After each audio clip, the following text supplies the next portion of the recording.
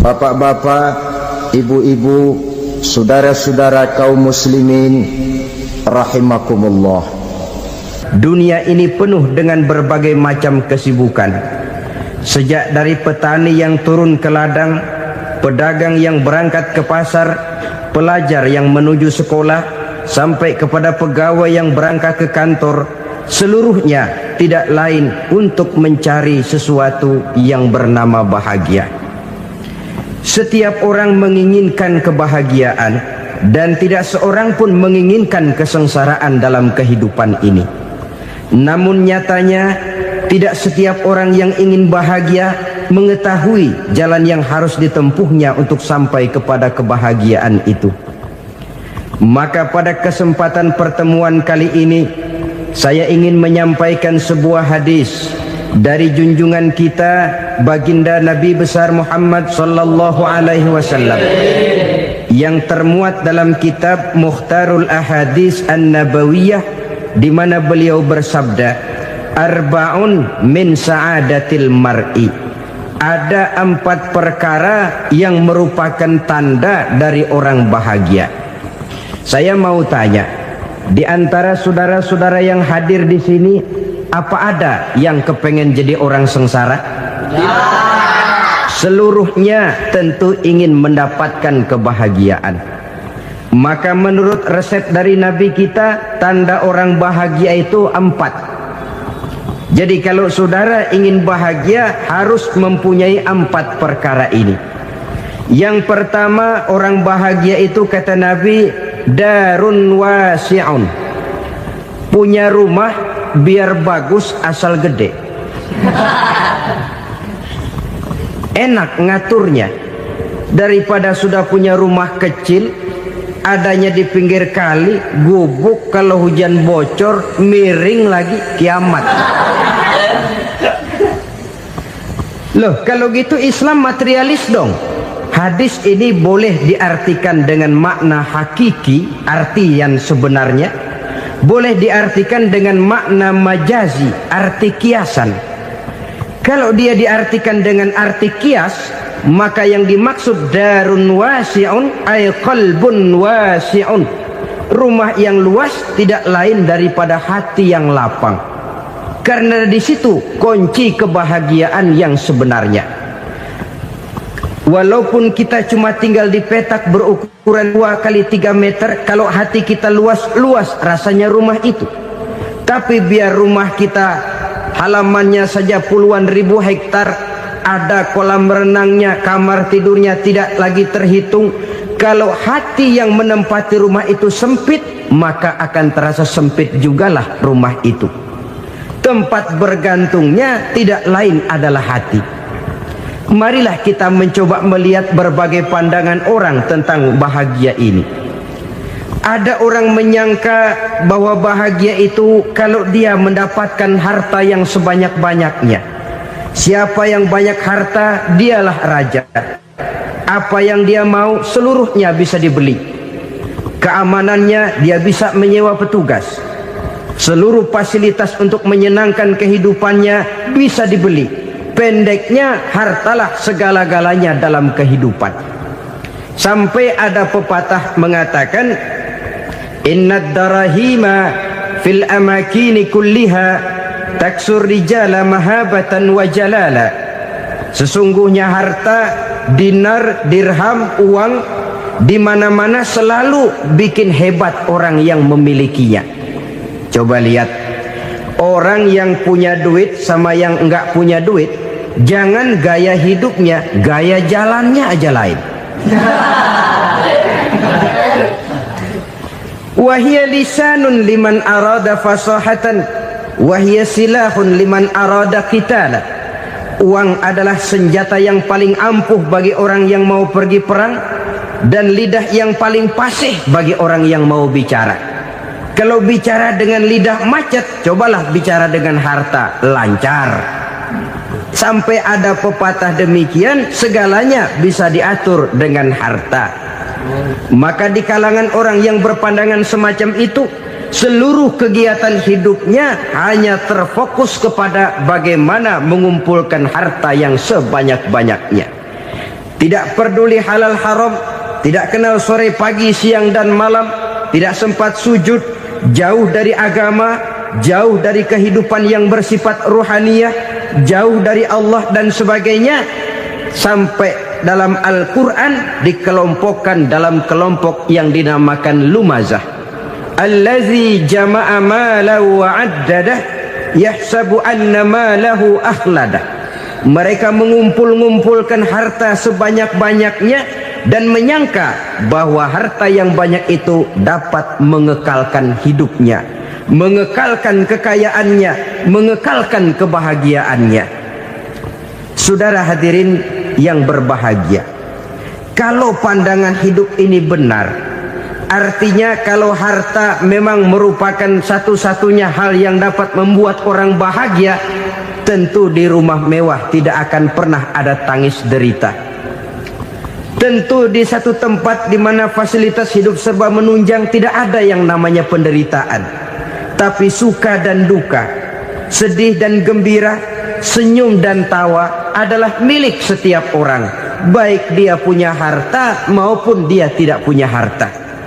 Nyatalah bahwa harta semata-mata bukan merupakan jaminan bahwa orang akan bahagia. Walaupun tanpa harta orang sulit untuk bahagia. Saya mau cerita, ada orang super kaya, namanya Aristotle Onesimus, raja tanker Yunani. Dia punya kapal tanker saja konon sampai 11 banyaknya. Punya perusahaan penerbangan yang disebut Olympic Airlines. Punya hotel di berbagai kota besar di dunia ini, sejak dari New York, London, Paris, Rome dan sebagainya. Bahkan punya pulau yang dia namakan Pulau Scorpio. Ini kan namanya sudah kaya nggak tanggung-tanggung, punya pulau. Nah, dia punya 2 orang anak, yang satu laki-laki namanya Alexander, yang satu perempuan namanya Maria Onesimus. Seluruh harapannya tertumpah kepada anak lakinya Alexander ini, yang akan meneruskan usahanya, meneruskan kekayaannya, meneruskan dinastinya. Apa yang terjadi?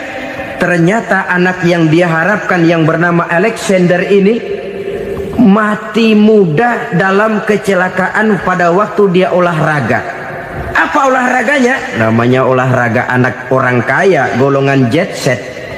Olahraganya olahraga pesawat terbang.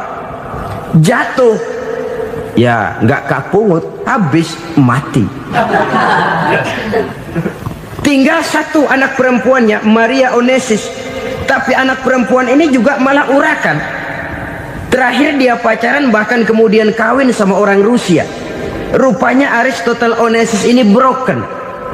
Kekayaannya yang berlimpah ruah, perusahaannya yang begitu banyak, siapa yang akan meneruskan? Siapa yang akan menggantikan? Sampai kemudian dia mengurung diri di Pulau Scorpio dan mati di sana secara mengenaskan. Seorang multi jutawan, seorang yang super kaya, mati menyendiri di pulau sepi. Ibarat kata pepatah, anak ayam mati di lumbung. Bukan kekurangan makanan, keurugan makanan. Begitu kehidupan Aristotle Onesimus. Dan banyak orang-orang yang sudah demikian kaya sampai dibingungkan oleh kekayaannya sendiri. Telusurilah kehidupan David Rockefeller misalnya, Henry Ford misalnya, Adnan Khashoggi misalnya. Multi jutawan yang kadang-kadang dibuat keder oleh kekayaannya sendiri. Pantas ketika Imam Ali ditawarkan orang, "Ya Ali, kalau kepadamu disuruh pilih ilmu atau harta, kau pilih mana?" Ya jelas pilih ilmu dong. Kenapa? Pertama, ilmu kalau kita berikan kepada orang lain tambah. Tapi harta kalau kita berikan kepada orang lain kurang.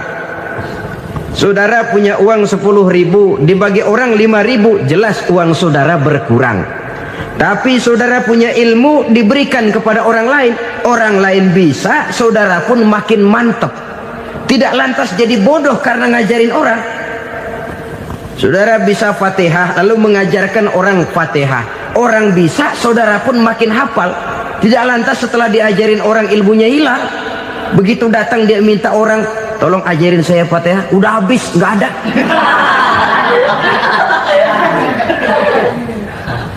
Yang kedua kata Imam Ali, ilmu menjaga kita. Kalau harta, kita yang harus jaga. Makin banyak ilmu, makin terpelihara diri seharusnya. Tetapi makin banyak harta, makin bingung kita jaganya. Sampai kadang-kadang kalau perlu seluruh keliling rumah dipasangi alarm. Belum cukup disewakan anjing besar-besar, pasang di depan pintu, awas anjing galak. Masih belum cukup juga, cari centeng tukang-tukang kepruk jaga rumah. Masih terasa belum aman, padahal rumahnya dikelilingi tembok besar. Di balik tembok ada pintu-pintunya tebal.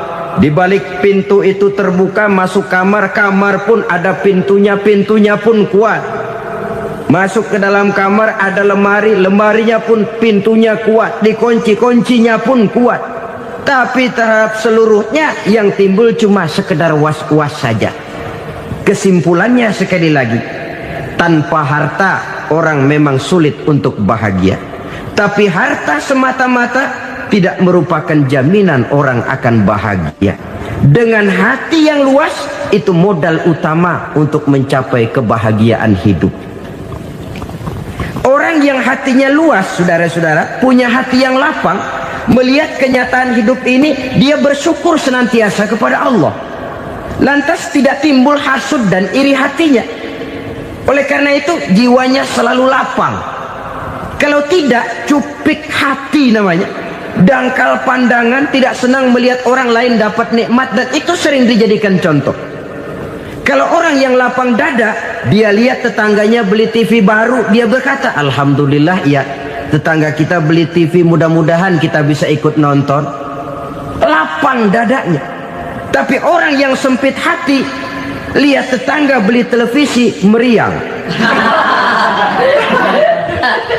Enggak diapa-apain, meriang. Besoknya dengar tetangga beli motor, makin sakit, ke rumah sakit. Lalu di rumah sakit dengar tetangganya beli mobil, mati. Disiksa oleh perasaannya sendiri. Orang kalau hati sudah sempit dalam hidup, kemanapun dia pergi, sempit rasanya medan kehidupannya. Kemudian kita melihat juga ada orang yang menilai bahwa bahagia itu katanya kalau punya kedudukan yang tinggi, pangkat yang agung, wibawa yang besar. Mungkin betul, tapi mungkin juga tidak. Bergantung kepada hati orang yang punya pangkat itu. Sama dengan harta tadi. Harta akan membawa bahagia kalau dia jatuh ke tangan orang yang berhati lapang. Tapi harta akan jadi bencana kalau jatuh ke tangan hati orang yang sempit. Pangkat akan membawa bahaya kalau jatuh di tangan hati orang yang sempit. Lebih dari itu, kenyataan mengajarkan kepada kita bahwa ternyata pangkat dan jabatan tidak selamanya memberikan kebahagiaan dalam kehidupan. Bahkan resikonya kelewat besar. Beberapa bukti kita bisa ambil dari para pemimpin dunia yang menjadi korban lantaran pangkat dan jabatan yang disandangnya. Saudara ingat Presiden Abraham Lincoln dan John Kennedy dari Amerika? Dibunuh orang. Park Chung-hee dari Korea Selatan, Ziaur Rahman dari Bangladesh, Anwar Sadat dari Mesir, terakhir Indira Gandhi dari India, menjadi korban dari pangkat dan jabatan yang disandangnya dari orang-orang yang tidak senang dia memegang jabatan itu. Dia akan mudah mengundang bencana. Sehingga pantas kalau seorang presiden terkemuka Amerika, Harry Truman namanya, dia mengatakan jabatan presiden itu, kata dia, seperti orang nunggang macan, naik macan. Harus kita taiki, kalau enggak dia bakal nerekam kita, ngeri katanya. Adapun orang yang hatinya lapang, Kalau dia menerima pangkat dan jabatan, dianggapnya itu satu kesempatan untuk berbuat baik. Tapi orang yang berhati sempit, menerima pangkat dan jabatan, bukan kadang-kadang menerima, malah berusaha setengah mati mencapai dengan segala cara. Kalau perlu jilat atas, jilat atas. Jadi golongan sumuhun dawuh. Jadi kelompok kulon nuwun, yes sir, yang kerjanya cuma oke bos. Kalau perlu jilat atas, jilat atas. Kalau perlu injak yang bawah, injak yang bawah. Perlu sikut kiri kanan, sikut kiri kanan. Yang penting pangkat dapat, jabatan dapat. Orang yang semacam ini, kalau sudah mempunyai pangkat dan jabatan, biasanya dia tidak menganggap itu sebagai amanah, tidak menganggap sebagai kesempatan berbuat baik, tapi malah kesempatan untuk memperturutkan hawa nafsunya yang dilatar belakangi oleh kesempitan hatinya tadi. Apalagi kalau orang memperoleh pangkat karena banyak mengeluarkan uang. Seakan-akan pangkat dan jabatan itu sekarang macam proyek, pakai tender. Siapa yang berani bayar segini naik, nggak berani minggir. Padahal logikanya, kalau orang mencapai satu jabatan karena banyak mengeluarkan uang, hampir bisa dipastikan bahwa setelah jabatan itu dia pegang, langkah pertama yang akan dilakukannya ialah berusaha bagaimana uang yang dia keluarkan supaya kembali. Ya paling kurang pulang modal dulu dong. Soal mikirin rakyat soal nanti, tapi ini modal harus pulang. Itu celakanya kalau orang memperoleh pangkat dan jabatan cuma karena banyak mengeluarkan uang. Jarang orang yang mempunyai keyakinan dan pandangan bahwa pangkat dan jabatan merupakan amanah. Jadi sekali lagi, pangkat dan jabatan mungkin saja membawa kebahagiaan kalau jatuh ke tangan orang yang berhati lapang. Tapi bisa jadi bencana kalau dia jatuh ke tangan orang yang mempunyai hati yang sempit. Dan lagi-lagi stresnya hati yang lapang.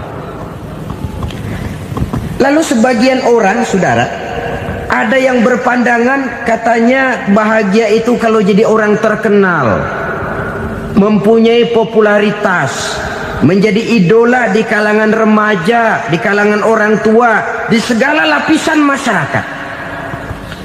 Padahal makin populer orang, makin terikat dia.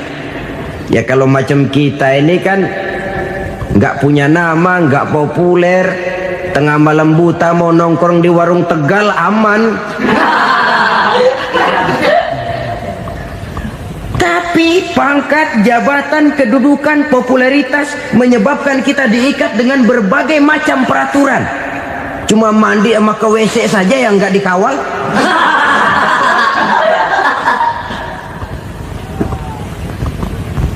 Benarkah popularitas, ketenaran membawa kebahagiaan? Mungkin, ya, tapi mungkin juga tidak. Kenapa? Banyak orang-orang populer yang mengakhiri hidupnya secara tragis. Kita ambil beberapa nama. Di Amerika tahun 60-an ada bintang seksi paling terkenal yang dijuluki sex bomb, bom seksi. Sampai sekarang jadi legenda, namanya Marilyn Monroe. Singkatan dobelnya itu inisialnya MM, Marilyn Monroe. Terkenal top sampai dia mati tahun 62, namanya sekarang masih saja dibicarakan orang. Kenapa dia bunuh diri? Tidak punya hartakah dia? Banyak. Kurang populerkah dia? Seluruh dunia mengenalnya. Sejak rakyat kecil sampai pejabat tinggi dia punya hubungan. Kenapa? Jenuh. Dia terlahir dalam keadaan yatim. Setelah itu tidak lama dia berangkat remaja, ibunya meninggal, pindah dari wanita asuh ke wanita asuh sampai 12 orang ibu angkatnya. Dan kekecewaan yang paling parah, setiap laki-laki yang dekat dengannya hanya seperti kapal berlabuh. datang dan pergi silih berganti, padahal dia merindukan seseorang yang bisa melindungi hidupnya. Dia rindukan itu dan dia tidak pernah menemukan. Itu yang akhirnya menyebabkan dia minum pil tidur kelewat dosis, minum obat tidur kebanyakan, ya tidur terus sampai sekarang.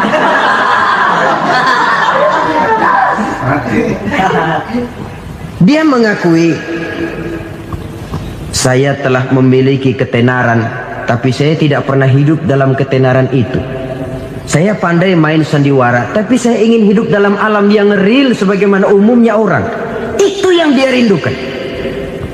Menyusul jejak yang namanya Marilyn Monroe ini, Billie Holiday, saudara kenal tentu.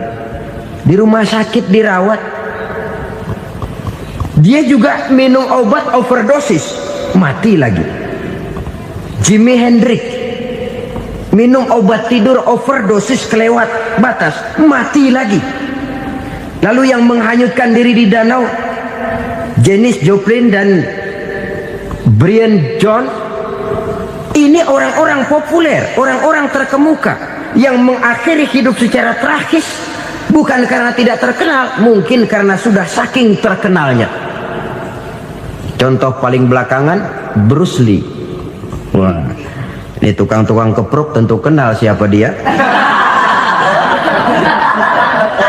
Sampai sekarang pun tabir kematiannya masih merupakan misteri.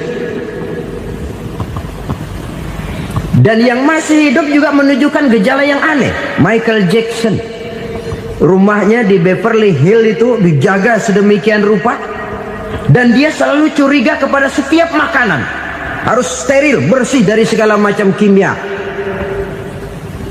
Kemana dia pergi, itu tukang-tukang kepruk sudah selalu menjaga dan mengawal, dan dia seakan takut menunjukkan mukanya yang asli. Hingga kalau tampil ke tengah di luar show, dia kadang memakai pakaian yang tidak menunjukkan dia yang sebenarnya, takut dikenali orang. Ternyata popularitas sering jadi momok yang meracuni kehidupan manusia. Oleh karena itu, benarlah junjungan kita pada saat beliau mengajarkan orang akan bahagia kalau dia mempunyai hati yang lapang.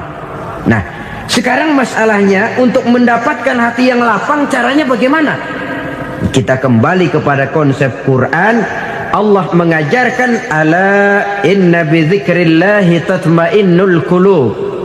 Ketahuilah bahwa dengan banyak mengingat Allah, hati akan tenang, jiwa akan lapang. Dengan kata lain, dekat dengan agama, merasakan kehadiran Allah dekat dalam hidup. Itu muara pertama untuk mencapai hati yang lapang. Ala inna bizikrillahi tatmainnul qulub.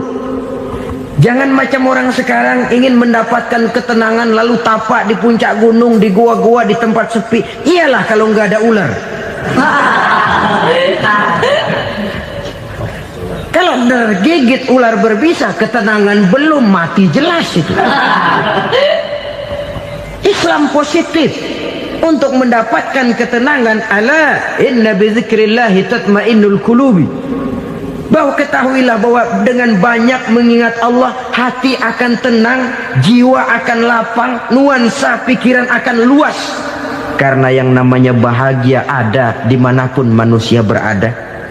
Di kampung ada bahagia, di kota ada bahagia, di ngarai, di lembah, di gunung, di hutan, di lautan, di angkasa luar, dimanapun bahagia itu ada kalau kita bermodalkan hati yang lapang ini.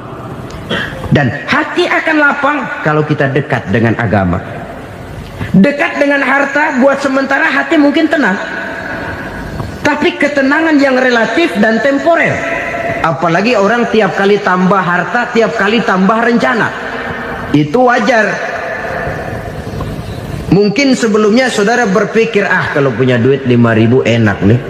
Begitu punya duit 5.000, aduh sayang kalau 10.000 aja. Tiap kali tambah harta, tiap kali lain rencana.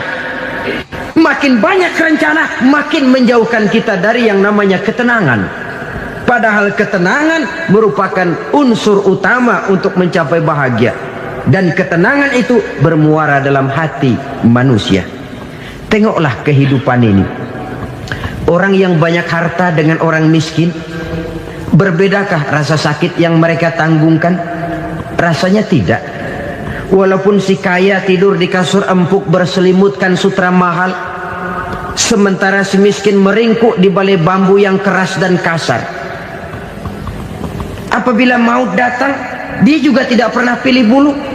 Maut datang menjemput si kaya di singgasana keemasannya, dikelilingi oleh para pengasuh, dayang dan inang serta para pengawal. Dan maut pun datang menjemput si miskin papa, sehingga ia tergelepar di tepian jalan. Kedua-duanya bernama mati. Kalau nyata bahwa sakit yang ditanggung si kaya tidak beda dengan sakit yang ditanggung si miskin, bukan harta semata yang membuat orang bahagia. Hati yang tenang, jiwa yang lapang penuh kedamaian karena banyak berzikir dan mengingat Allah, itu merupakan modal utama untuk mencapai sesuatu yang bernama bahagia.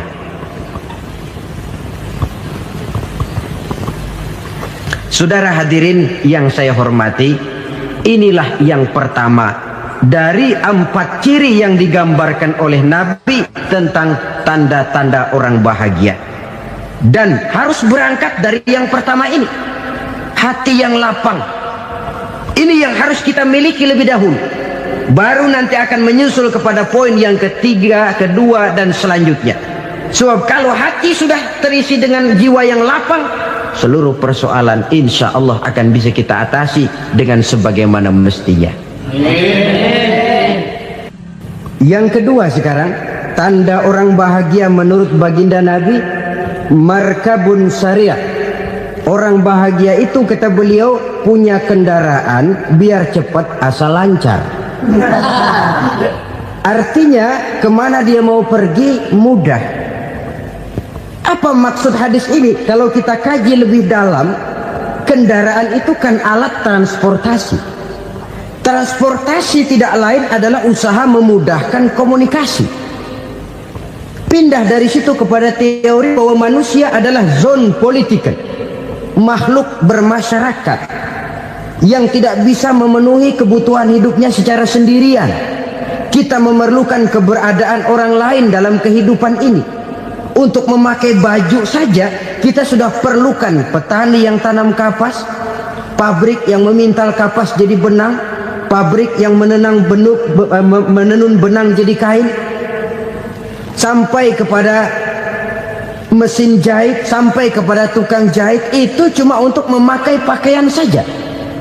Tidak seorang pun di antara kita yang sanggup memenuhi kebutuhan hidupnya secara sendiri. Kita perlu orang lain.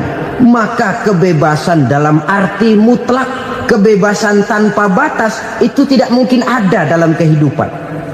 Karena kita mengadakan yang disebut interaksi sosial. Setiap kegiatan kita tentu melibatkan orang lain.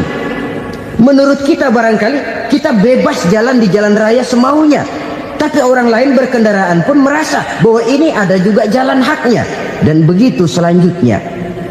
Oleh karena itu, maksud dari kendaraan yang cepat ini adalah khulata'uhu ma'as solihin. Lingkungan pergaulannya terdiri dari orang-orang soleh. Pergaulannya luas. Kemana dia pergi ada temannya. Kesulitannya ada tempat dia cerita. Dan kesulitan kalau sudah diceritakan kepada orang lain, taruh kata orang itu tidak bisa menolong, namun menceritakannya kepada orang yang kita percayai, kan paling kurang sudah mengurangi beban jiwa, mengurangi tanggungan batin, merasa masih ada tempat kita cerita. Maka lebih baik orang awam yang mau bergaul ketimbang orang setengah alim tapi ngunci pintu. Sebab nantinya akan timbul sikap picik, cupik pandangan, dan tidak luas menghadapi kenyataan dalam kehidupan ini. Namun yang harus kita garis bawahi, pergaulan memang mesti luas. Namun jangan sekali-kali lupa bahwa pergaulan sangat besar pengaruhnya dalam ikut membentuk kepribadian manusia. Sehari-hari bisa kita bilang kalau kita dekat sama tukang minyak wangi, sekalipun nggak dibagi minyaknya, baunya tentu dapat. Betul? Tapi dekat sama tukang elas, walaupun nggak kena apinya, asapnya mesti kena. Kalau Syauqi mengatakan lebih jelas lagi, man asyaral asyrafa asa musyarrafan wa muasyiral anzali ghairu musyarrafin. Awalam taral jildal hakira muqabbalan bisagri lamma sara jildal mushaf. Siapa yang bergaul dengan orang mulia, dia bakal ikut menjadi mulia.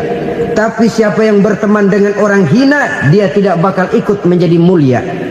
Tidakkah kau lihat, kata Syauqi, kulit kambing yang hina pun dicium orang ketika menjadi kantong Quran.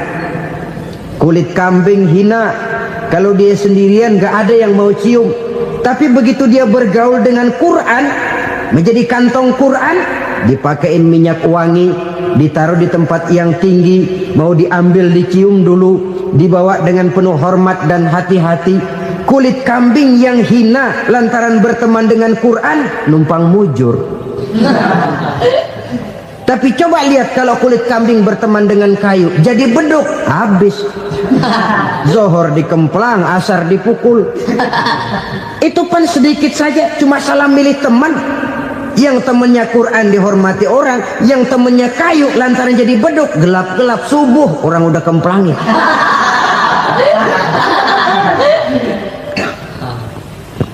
Maka terutama kepada adik-adik remaja yang masih mencari identitas diri, yang ibarat kaset masih kaset kosong, mudah diisi oleh apapun, pandai-pandailah memilih teman dalam bergaul.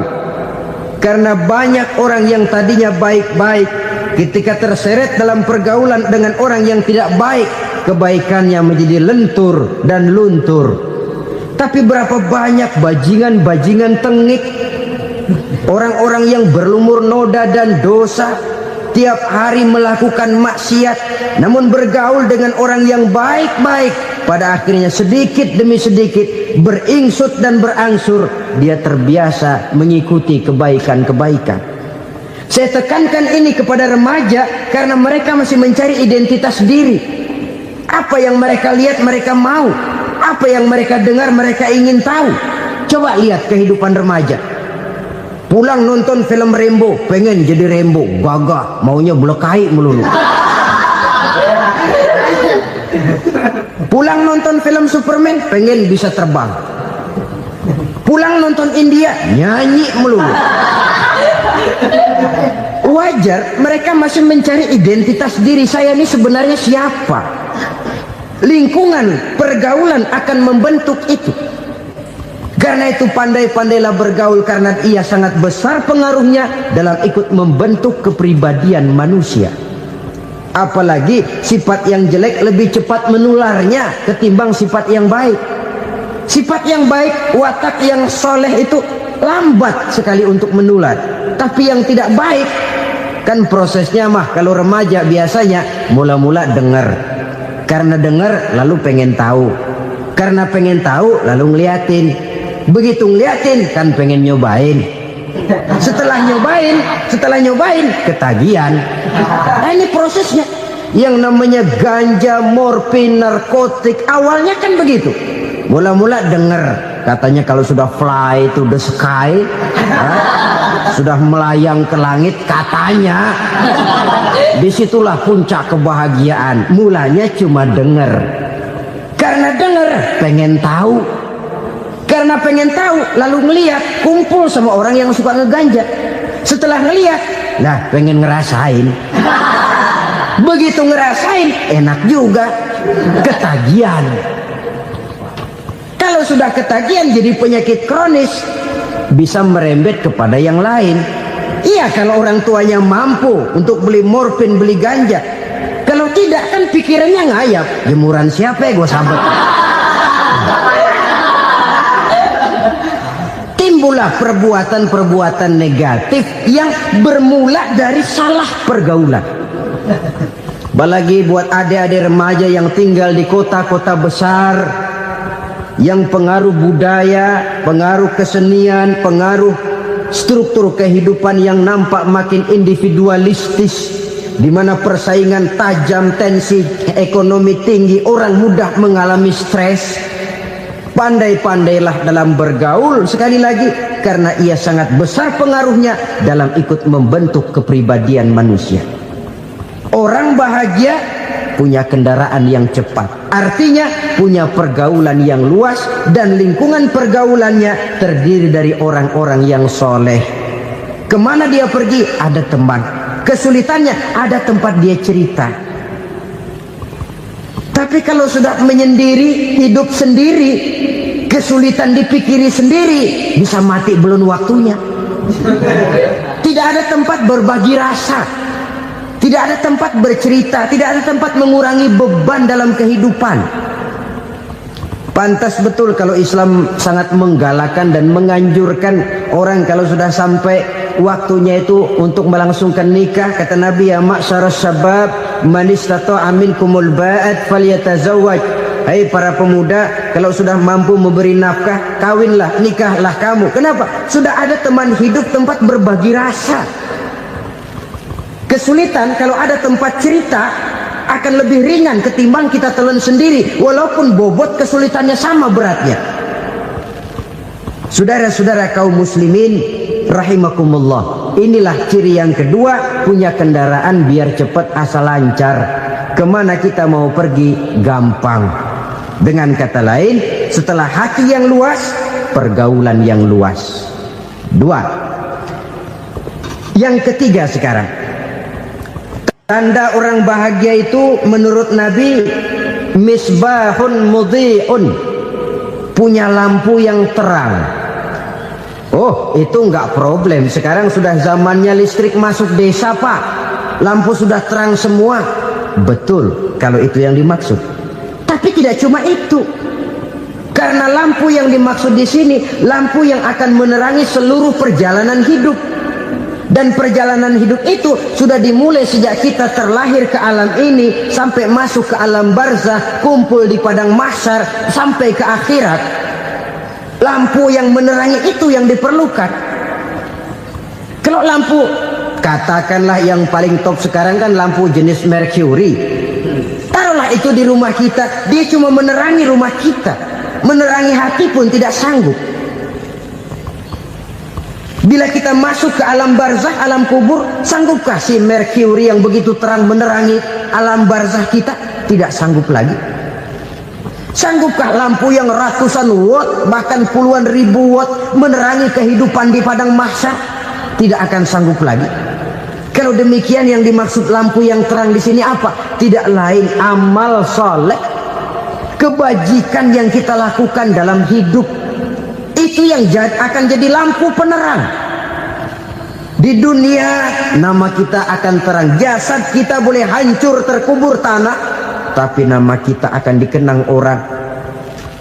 Begitulah kalau orang meninggalkan kebajikan dalam hidup seperti sekarang. Ribuan orang tiap saat berziarah ke kubur Imam Syafi'i, ke kubur Imam Malik, ke kubur Imam Ghazali, ke kubur orang yang baik-baik, orang yang soleh-soleh. Kebajikannya yang ditinggalkan, yang mengukir namanya dengan tinta emas. Sehingga saudara sudah terbaring di alam kubur, orang lewat, Allah, ini kuburannya Fulan bin Fulan, dulu ini kebaikannya Masya Allah, saya ikut merasakan. Mari kita mampir sebentar, kita Fatihah. Mohon disampaikan Allah pahalanya kepada almarhum. Al-Fatihah. Itu kalau orang baik-baik. Lalu saudara tanya, Pak, orang mati dikirimin Fatihah apa nyampe pahalanya? Saya jawab, kalau saudara nggak percaya, mati dulu dah.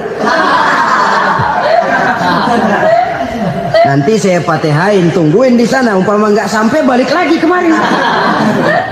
Sekarang ini kan maunya otak-otakan saja. Kalau nggak masuk otak, nggak percaya. Padahal alam gaib itu nggak bisa diotak-otakin. Sama saja dengan saudara pernah dengar cerita kapal Tampo Mas tenggelam tak? Pernah nggak? Di mana? Masalembo. Di laut Masalembo. Begitu ke Tampo Mas tenggelam, ratusan penumpang itu terjun ke laut, dipermainkan gelombang, berjuang menghadapi maut itu. Orang lagi timbul tenggelam di lautan, dihantam ombak, kita tengokin pakai helikopter. Pak, lagi timbul tenggelam ya? Iya, tolongin. Jangan khawatir Pak, nih saya kirim intan Pak, harganya 10 juta. Kira-kira orang yang timbul tenggelam di laut seneng nggak? Tidak. Kan mahal toh intan 10 juta. Kenapa dia nggak senang? Karena intan 10 juta dalam kondisi seperti itu tidak sanggup menyelamatkan dia. Dia akan girang kalau dikirimin ban mobil bekas, dikirimin papan terentang atau bambu. Intan yang 10 juta dia nggak girang, ban mobil bekas yang 1000 perak tuh pegang, itu yang dia girang betul. Inilah sebabnya Nabi berkata, mal mayyitu fi qabrihi illa kal ghariqil mutaghawwis. Orang yang meninggal di alam kuburnya seperti orang timbul tenggelam di lautan.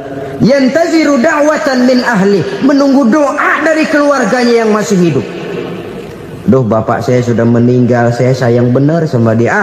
Kirimin kulkas ke kuburannya Itu sama saja dengan tadi orang tenggelam di lautan dikirimi intan yang harganya 10 juta, tidak sampai. Begitulah kalau kebajikan yang kita tinggalkan dalam hidup, sudah mati pun kubur kita masih diziarahi orang. Tapi kalau jahat yang kita tinggalkan, boro-boro lah orang mau doa lewat dekat kuburan kita juga serem. Tuh bajingan dulu mati dipendem di situ tuh. Jangan lewat situ, ntar kesurupan, jangan. Lewat saja orang ngeri. Konon lagi membacakan Fatihah dan mengirimkan doa. Hidup pada hakikatnya adalah kesempatan untuk berbuat baik. Maka sekali kesempatan itu diberikan, manfaatkan dengan sebaiknya. Sebab kesempatan kedua tidak akan pernah ada. Kesempatan berbuat baik di sini, di akhirat sudah pembalasan namanya. Sekali kesempatan itu dicabut, dia tidak akan pernah dikembalikan lagi. Kata Iqbal, hidup tidak mundur ke belakang, Bung. Berhenti diinjak orang, mundur hancur. Tidak ada kata mundur dalam hidup ini. Berhenti diinjak orang, mundur kecebur. Tidak ada kata lain, harus maju dalam kehidupan dalam artian yang positif. Hidup adalah kesempatan untuk mengumpulkan kebajikan yang sebanyak-banyaknya. Di situ nilai daripada manusia. Sekarang ini memang nggak kelihatan kok, orang yang banyak pahala sama yang banyak dosa nggak kelihatan kok. Barangkali kalau habis bikin dosa palanya pada benjol, mungkin orang takut sama dosa. Tapi sekarang sama saja, orang yang banyak dosa dengan yang nggak banyak dosa jalan bareng dari belakang, sama, nggak kelihatan beda. Tapi ada waktunya di mana pahala memegang peranan, di mana dosa diperlihatkan. Sama saja kalau kita bawa mobil siang, lampu kan nggak begitu berfungsi. Apa lalu bilang, alah ini lampu berat-beratin, copot-copotin aja dah. Tidak perlu begitu. Kenapa? Pada suatu saat malam senja akan datang. Bila matahari terbenam, senja pun datang, gelap mulai merayap, disitulah baru terasa perlunya lampu. Pahala begitu. Sekarang orang yang nggak ada pahalanya nggak kelihatan dalam kehidupan. Tapi pada suatu saat senja kehidupan akan datang. Ajal merenggut nyawa, malam merayap, dan hidup mulai diliputi kegelapan di alam barzakh. Dikala itu kalau nggak punya lampu, alangkah malangnya kita.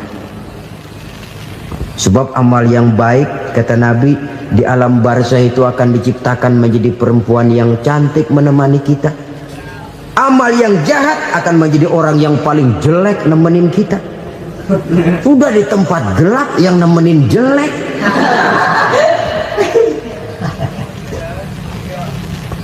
Kaum muslimin rahimakumullah.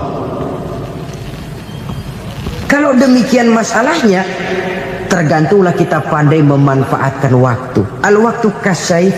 Waktu itu cepat sekali. Yang namanya waktu itu tahu-tahu. Tahu-tahu udah tahun 87. Tahu-tahu udah begitu. Tahu-tahu yang kemarin anak-anak, sekarang udah pada punya anak. Tahu-tahu saja itu. Begitu cepat waktu berlalu. kalau tidaklah pandai kita memanfaatkannya, akan rugi kita. Nabi bersabda, man kana yaumuhu khairun min amsihi fahuwa rabih. Barang siapa yang hari ini lebih baik daripada hari kemarin, itu orang untung. Hari ini lebih baik daripada kemarin, bulan ini lebih baik dari bulan kemarin, tahun ini lebih baik dari tahun kemarin, itu orang yang beruntung. Tahun kemarin sembayangnya maghrib doang, sekarang udah tambah isya. Tahun kemarin cuman Idul Fitri aja ngancem bener, sekarang udah tambah Jumat, lalu tambah lagi maghrib, tambah lagi isya, dan selanjutnya. Hari ini lebih baik daripada kemarin, itu orang yang beruntung. Wa man kana yaumuhu mislu amsihi fahuwa khasir. Lalu barang siapa yang hari ini sama saja dengan hari kemarin, itu orang rugi. Hari ini sama dengan kemarin, rugi itu. Bulan ini begitu, bulan kemarin begitu, tahun ini begitu, tahun lalu juga begitu. Rugi itu orang. Rugi apa? Rugi umur. Umur tambah, amalan gak pernah tambah.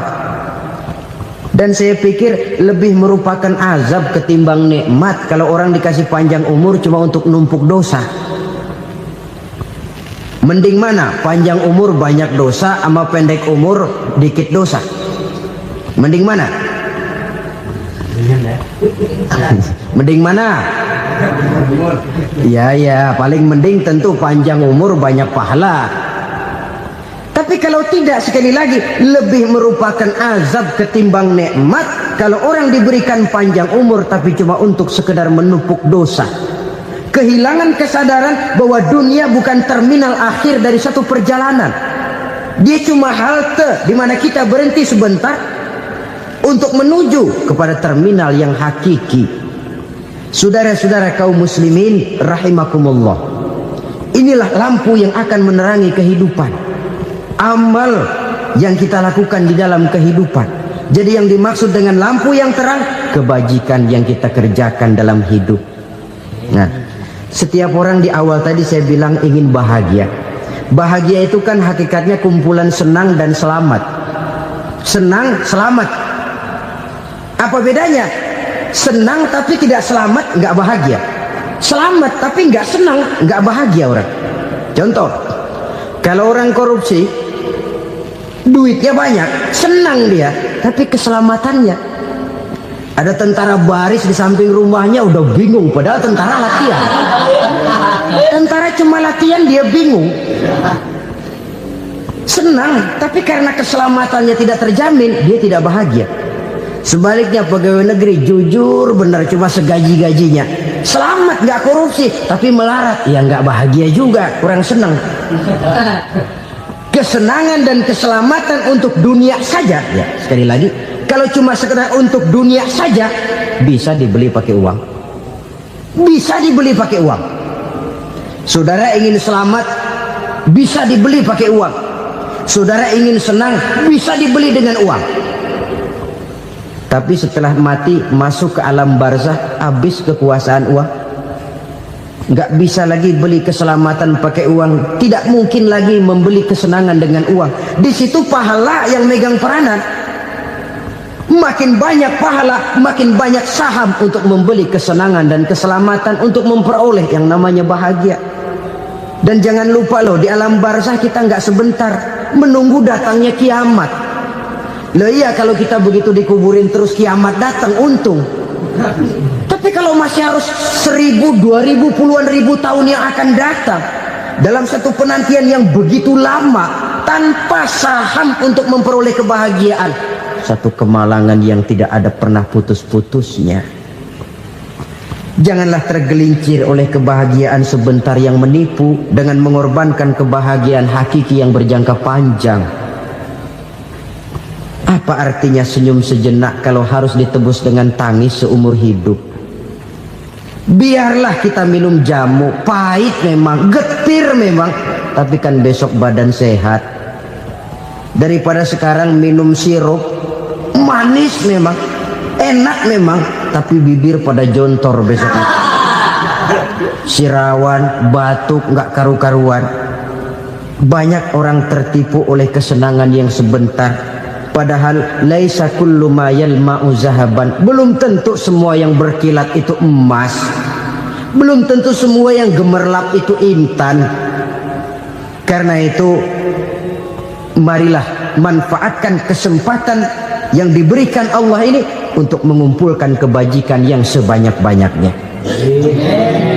Yang terakhir sekarang, yang keempat, tanda orang bahagia kata Nabi. Zaujatun salihah.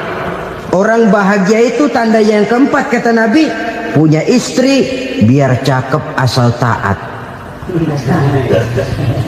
Sudah surga itu sudah. Cakep taat. Istri kayak gitu, kalau belum mati jangan dikuburin dulu. Sudah cakep taat lagi. Tapi kadang-kadang enggak, udah jelek ngadat melulu. Apa yang mau dipilih? Sebab itu Quran mengatakan istri pakaian untuk suami, suami pakaian untuk istri. Kenapa suami istri diibaratkan pakaian? Alangkah tingginya gaya bahasa Quran ini. Suami istri teman hidup, hidup perjalanan panjang. Sejak kita dalam rahim sudah ada hidup kan di sini. Sampai ke alam dunia, masuk ke alam barzah, kumpul di padang mahsyar, sampai menuju akhirat, itu perjalanan hidup. Carilah istri atau suami teman hidup yang membawa manfaat tidak hanya kehidupan di dunia ini, sampai di alam barzah, sampai di padang mahsyar. Suaminya mungkin meninggal lebih dulu atau istrinya mungkin meninggal lebih dulu, tapi suami atau istri yang masih hidup berbuat kebajikan. Suami saya meninggal, ada hartanya, saya sedekahkan, niat pahala untuk almarhum suami saya. Ini teman hidup, tidak dibatasi dan tidak bisa dipisahkan oleh maut sekalipun. Zohirnya mungkin pisah, badannya mungkin pisah, tapi hatinya, jiwanya, kebersamaannya dalam menghadapi kehidupan. Karena itu saudara-saudara, bahasa Quran indah. Suami istri diibaratkan seperti pakaian. Apa fungsi pakaian? Pertama, pakaian jadi kebanggaan. Artinya suami harus menjadi kebanggaan istri, istri harus jadi kebanggaan suami. Yang kedua, pakaian itu kan fungsinya menutup aurat. Artinya sesama suami istri harus saling menjaga kekurangan masing-masing. Jangan malah sesama suami istri saling membongkar rahasia dan aibnya sendiri-sendiri. Istrinya diceritain jeleknya di mana-mana, atau suaminya dibongkar rahasianya di pasar umum. Itu sudah tidak lagi berfungsi sebagai pakaian. Kenapa semua ini diperlukan? Karena kita menyadari bangsa yang baik terdiri dari masyarakat yang baik. Masyarakat yang baik merupakan susunan dari warga yang baik. Warga yang baik adalah terdiri dari rumah tangga yang baik. Dan rumah tangga yang baik merupakan susunan dari pribadi yang baik. Dari situ langkah dimulai. Membangun satu bangsa yang baik diawali dengan membangun rumah tangga yang baik, dengan menciptakan pribadi-pribadi yang baik. Sehingga dari sini diharapkan berkembanglah nilai-nilai kebaikan. Orang akan bahagia mempunyai istri yang soleh. Kenapa? Tidak ada seorang suami bisa sukses jadi apapun dia, apapun profesinya. Dokter kah, kiai kah, mubalik kah, petani kah, pengusaha kah, pejabat tinggi kah. Tidak ada seorang suami yang bisa sukses tanpa peran serta istrinya. Walaupun memang peranan itu tidak begitu kelihatan, tapi sangat menentukan. Karena itu, saudara hadirin yang saya hormati, Islam sangat menghargai kaum wanita, memberikan kedudukan yang tinggi sepanjang tidak mematikan kodrat kewanitaannya. Nah, kalau sudah kesuksesan ini diawali dari rumah tangga, karier di masyarakat mudah untuk dikejar. Tapi keberantakan di rumah tangga merupakan kegagalan pertama di tempat lain. Nah, inilah saja yang dapat Al-Fakir sampaikan pada pertemuan kali ini. Selalu berusaha menyimpan sesuatu yang bisa membawa manfaat. baik untuk dirinya, untuk anak cucunya, maupun untuk keluarganya, untuk masa kini dan masa depannya. Kadang simpanan itu berbentuk uang, kadang berupa tanah, lain saat berbentuk pabrik, dan lain sebagainya. Sementara masa depan yang paling pasti adalah akhirat. Jika untuk masa depan dunia kita rela memeras keringat, membanting tulang, pergi pagi dan pulang petang, menyimpan uang, menyimpan tanah, menyimpan pabrik, pernahkah kita merenung jika satu saat kiamat datang, kita dibangkitkan dari kubur masing-masing, berdiri di padang mahsyar untuk mempertanggungjawabkan seluruh kegiatan hidup kita di dunia ini, lalu kita akan menuju ke alam akhirat. Sudahkah kita mempunyai simpanan untuk akhirat kita? Pada pertemuan kali ini saya ingin menyampaikan sebuah hadis di mana Rasulullah sallallahu alaihi wasallam bersabda, arba'un min kanzil jannah. Simpanan sorga ada 4 macam. Yang pertama, ikhfa'us sadaqah, menyembunyikan sedekah. Saudara-saudara kaum muslimin, sebagaimana yang kita maklum bahwa Allah Subhanahu wa taala melebihkan sebagian rezeki dari kita terhadap yang lain. Ada yang kaya, ada yang setengah kaya, ada yang miskin, ada yang setengah miskin, dan selanjutnya. Ada yang gajinya kecil tapi penghasilannya gede. Ada yang penghasilannya gede tapi nggak punya gaji. Ada juga yang memang gajinya gede dan penghasilannya gede.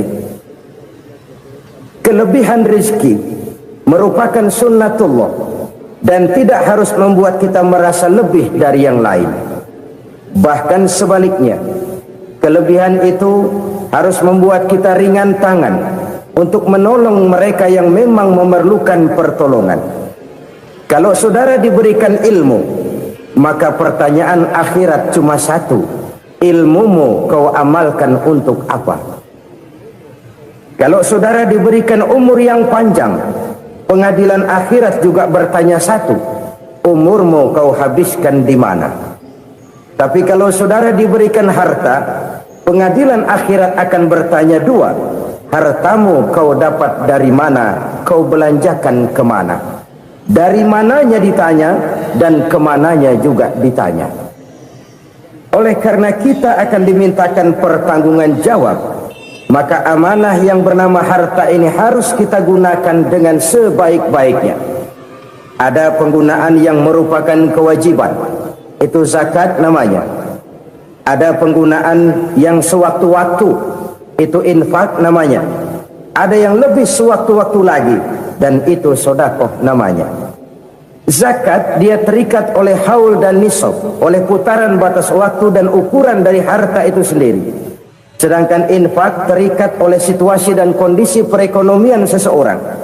Sedangkan sedekah tidak terikat dengan apapun. Dalam kondisi seperti apapun kita bisa melakukan sedekah dengan yang terkecil sekalipun. Sampai-sampai Rasulullah sallallahu alaihi wasallam mengajarkan, la tahqiranna minal ma'rufi syai'an walau an talqa akhaka biwajhin talik. Atau ada hadis, tabassumuka fi wajhi akhika laka shadaqah. Senyumanmu kepada temanmu adalah sedekah. Jadi untuk melakukan sedekah tidak harus dalam berbentuk uang. Dengan ilmu kita bisa sedekah, dengan tenaga kita bisa bersedekah, dengan pikiran kita bisa bersedekah, bahkan senyum kepada teman itu pun sedekah. Jadi kalau sedekah dengan uang memang belum punya uang, nyengir aja banyakin. Itu asal pada tempatnya, jangan lalu ketemu tiang listrik cengengesan. Tentu tidak pada tempatnya dan tidak wajar. Nah, sedekah yang paling dicintai Allah adalah sedekah yang disembunyikan. Artinya jauh dari sifat riya. Kan kadang-kadang ada orang Sedekah itu disebutkan namanya. Apa tidak bagus? Kalau memang niatnya ikhlas, ya bagus-bagus saja. Untuk memberikan sugesti kepada yang lain. Si Fulan bin Fulan nyumbang sekian, diumumkan. Boleh kalau niatnya untuk memberikan rangsangan kepada yang lain supaya dia menyumbang lebih besar dari orang tadi. Tapi kalau itu mendatangkan riya, maka sedekah yang paling dicintai Allah adalah sedekah yang disembunyikan. Tangan kiri saja tidak tahu apa yang diberikan oleh tangan kanan. Sedekah yang dilakukan dengan ikhlas akan merupakan perbendaharaan surga, tersembunyi dari pandangan orang lain, tidak seorang pun tahu. Karena memang sikap yang baik adalah melupakan kebaikan dan mengingat kesalahan. Itu salah satu ciri orang bahagia. Orang yang selalu mengingat kesalahannya dan berusaha melupakan segala kebaikannya. Kalau dia akan ada kebaikan, dia tidak bisa ikut, dia merasa rugi karena dia merasa belum pernah berbuat baik. Tapi kalau akan melakukan kesalahan baru, dia ingat kesalahan yang sudah-sudah, sehingga terhalang baginya untuk melakukan satu kesalahan baru. Demikianlah saudara-saudara, bahwa Allah melebihkan rizki sebagian kita dari yang lain, agar terjadi tolong-menolong dalam kehidupan ini. Jadi kesenjangan yang nature, kesenjangan yang alami, itu sunnatullah. Ada yang kaya, ada yang miskin, ada yang kelas menengah. Nah, kenapa lalu sekarang kita berusaha mengentaskan kemiskinan? Oleh karena adanya kesenjangan struktural. Kalau yang kaya bisa semakin kaya, kenapa yang miskin tidak bisa naik jadi ikut sedikit kaya? Sebab pada dasarnya Islam adalah agama yang sejak turunnya sudah berupaya memerangi kemiskinan. Bahkan dikatakan kemiskinan itu mendekatkan kepada kekufuran. Orang kalau miskin udah dekat banget sama kafir. Gampang menjadi kafir. Berapa banyak saudara-saudara kita yang oleh karena soal perut, oleh karena soal materi, terpaksa meninggalkan dan menanggalkan akidahnya, menjual petunjuk yang diberikan Allah dengan hak kesenangan dunia yang cuma sebentar ini. Na'udzubillah thumma na'udzubillah. Jadi makin kita sembunyikan satu sedekah, semakin banyak perbendaharaan kita di surga. Sedekah yang paling dicintai Allah adalah sedekah yang disembunyikan. Malahan ada seorang sufi, dia punya kebiasaan kalau pergi sholat Jumat dia bawa uang, itu uang dia taruh di bawah tikar masjid. Dia niat sedekah kepada siapa saja yang nemuin itu duit. Maksudnya apa? Supaya yang nemuin nggak tahu siapa yang punya duit. Demikian dia saking ingin menyembunyikan sedekahnya. Karena sifat riya itu bisa memakan amal kita sendiri. Riya itu termasuk menyebut-nyebut kebaikan kita. Orang yang suka nepuk dada, sedikit-sedikit ngitungnya kalau nggak gua. Tuh kalau nggak gua tuh yang belas itu kalau nggak gua. Iya kalau nggak lu kenapa emang? Orang yang suka menepuk jasad, tuh biasanya memang begitu saudara-saudara. Kalau perang lagi berkecamuk, orang nggak sempat ngaku jadi pahlawan. Tapi begitu perang selesai, yang kagak kenal bedil ngaku pahlawan, mas. Itu sesuatu yang biasa. Oleh karenanya, orang-orang yang ikhlas dalam bersedekah, disembunyikannya sedekah itu, Allah cinta betul. Malahan ada hadis memberikan jaminan, inna shadaqatal mar'il muslimi tazidu fil umri wa tadfa'u mitatas su'i. Sesungguhnya sedekahnya seorang mukmin tazidu fil umri, bisa menambah umur panjang, wa tadfa'u mitatas su'i, dan menyelamatkan manusia dari mati secara su'ul khatimah. Jadi siapa yang kepengen panjang umur, banyaklah sedekah. Yang bosan hidup, pelit terus. Sedekah menambah panjang umur dan menyelamatkan manusia dari mati secara su'ul khatimah. Pak, katanya umur itu nggak bisa ditambah, nggak bisa dikurangin. Kapan? Kalau ajal sudah datang. Fa idza jaa ajaluhum la yastakhiruna sa'atan wa la yastakdimun. Kalau ajal datang tidak bisa dimajukan, tidak bisa dimundurkan. Itu kalau ajal sudah datang. Tidak bisa lagi umur ditambah dikurangi, sudah datang. Tapi kalau belum datang, itu kan haknya Allah. Mau ditambah, mau dikurangi, hak prerogatif Allah. Sebagai pencipta manusia, Allah maha kuasa dan maha mampu. Sedekah ini menambah panjang umur dan menyelamatkan manusia dari mati secara su'ul khatimah. Itu orang mati kan sama ya, kondisinya mati, nggak nafas. Tapi hakikat mati kan lain-lain. Ada yang mati itu husnul khatimah, baik akhirnya. Misalnya lagi ngaji mati, lagi sholat mati, lagi sedekah mati. Ini yang dinamakan dengan husnul khatimah, baik di akhirnya. Sebaliknya ada yang su'ul khatimah, jelek di akhirnya. Ini yang jadi catatan akhir. Lagi nyekek botol, mampus. Lagi banting kartu, modar. Su'ul khatimah, jelek pada akhirnya. Sedekah menyelamatkan manusia dari mati secara su'ul khatimah. Dan kita semua kepengen mendapat husnul khatimah, jauh dari su'ul khatimah. Oleh sebab itu yang bisa menyelamatkan kita dari penyakit itu antara lain adalah sedekah yang disembunyikan, yang dikerjakan dengan ikhlas karena Allah, tidak karena kepengen dipuji orang, tidak karena ingin dikatakan orang pemurah. Sebab orang dermawan itu orang yang memberi tanpa harus diminta. Kalau masih harus diminta, ya belum dermawan namanya, masih harus diminta. Kalau nggak diminta ya tulus, lolos, polos. Saudara-saudara kaum muslimin rahimakumullah, harta adalah amanat dan akan kita pertanggungjawabkan. Allah melebihkan rizki sebagian kita dari yang lain agar kita saling tolong menolong, bantu membantu. Nabi janjikan siapa yang meringankan beban saudaranya muslim di dunia, Allah akan meringankan bebannya di akhirat nanti. Sebuah jaminan dari baginda Nabi. Si orang yang kita bantu barangkali tidak bisa membalas, Allah yang akan membalas lewat jalan lain yang tidak pernah kita sangka-sangka. Ada orang tanya, Pak, ini ada orang nyumbang masjid sambil marah-marah, bagaimana? Saya bilang sumbangannya aja ambil, marahnya jangan. Marahnya jangan diambil, itu urusan dia. Saudara-saudara kaum muslimin rahimakumullah, umat Islam ini kan umat yang punya potensi besar. Kadang kita merenung, kenapa kadang-kadang pembangunan masjid kok lambat sekali? Kalau hotel hari ini peletakan pertama, bulan depan peresmian. Supermarket hari ini peletakan batu pertama, minggu depan peresmian. Tapi kalau sudah yang namanya masjid, kadang-kadang peletakan batu pertama sekaligus jadi batu terakhir.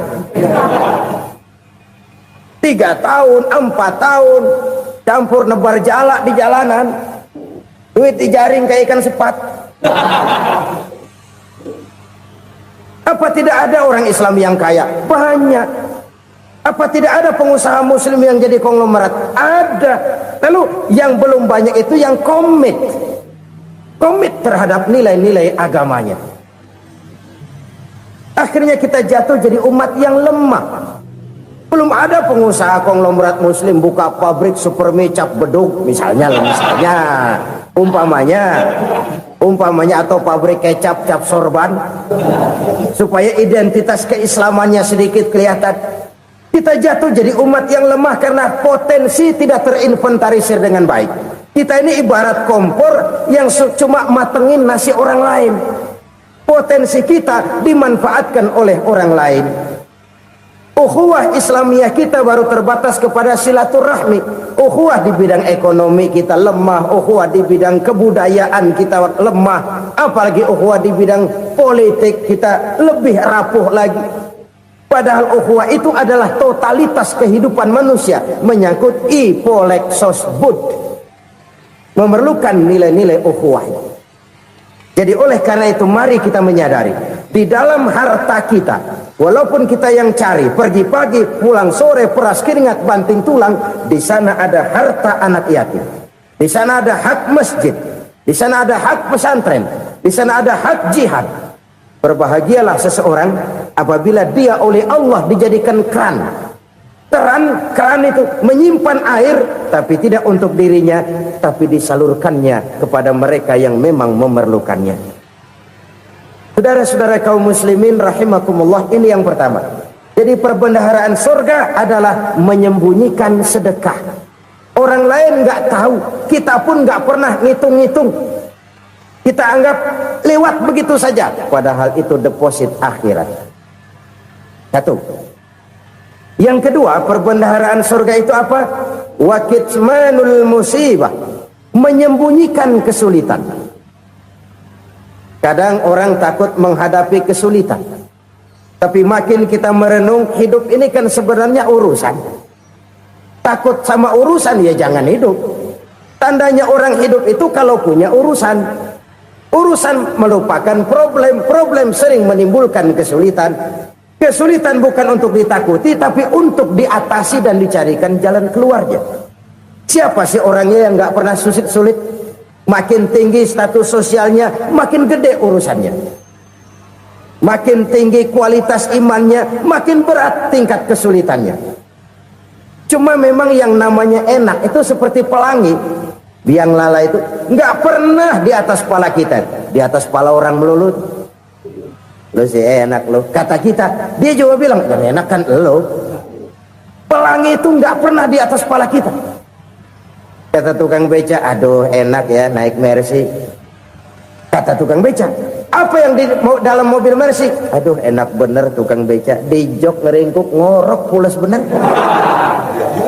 Saya kamar pakai AC sejuk, tempat tidur sutra empuk, alga spring bed, kulak kulik nggak bisa pulas kalau belum minum Valium, belum tidur. Enak bener tukang beca, di jok ngorok nggak tahu wetan kulon.